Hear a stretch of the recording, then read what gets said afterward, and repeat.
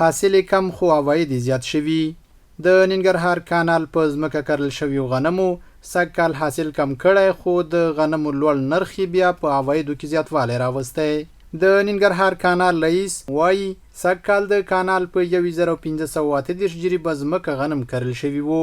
په خبره یې دغې ځمکې 916,455 منه غنم کړي چې ټول ټال 298 میلیونه او 500 زره افغانۍ عواید ورڅخه ترلاسه شوي.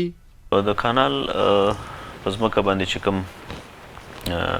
غنم شوي دي څه د پاسه 9 لکه منه غنم شوي دي چې د دې تقریبا څه کم 300 میلیونه روپۍ د ننني نرخ مطابق دا ترې نه ترلاسه کیږي.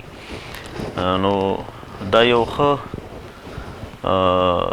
زیری د هیوادوالو ته چې د وچکالۍ باوجود د بارانونو د نشتون باوجود دغومره حاصل ترلاسه شوی.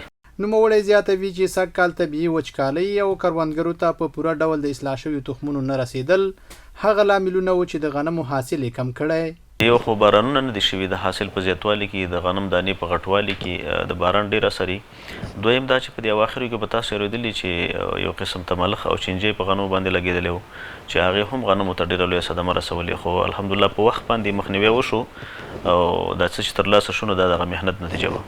جلال آباد ښاریان بیا د غنمو له لوړ نرخ شکایت کوي. وایي د غنمو د حاصل په وخت کې هم نرخونه ښکته نه دي راغلي او پاتې دغه ټکه ټوکه موږ دغه ځای کې راځي ورته ناست یا 10 منه یا 20 منه صاحبه د غنمو نرخ پرون صاحبه یو ریټ و نن بل ریټ ده. کوم حاصلات چې د کانال ځمکو ورکړي دي ډېر ښه حاصلات ورکړي. که هر کال همداسې اصلاح شوی تخم وکرل شي انشاءالله موږ به په خپلو پردیو غنمو ته انشاءالله دومره هغه هم برابر نه شي چې بل هېواد نه غنم راشي انشاءالله. دوی له حکومته غواړي چې د غنمو کښت ته دې ډېره پاملرنه وکړي.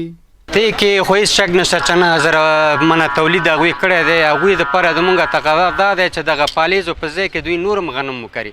که چیرې غنم بازار ته ډېر راځي او فریمان راغی نو نرخونه راټیټېږي او بازار ته چې غنم رانغی او کمبوتي چې وشو خامخا دې کې نرخ رالوړوالی کېږي او جګېږي نرخ.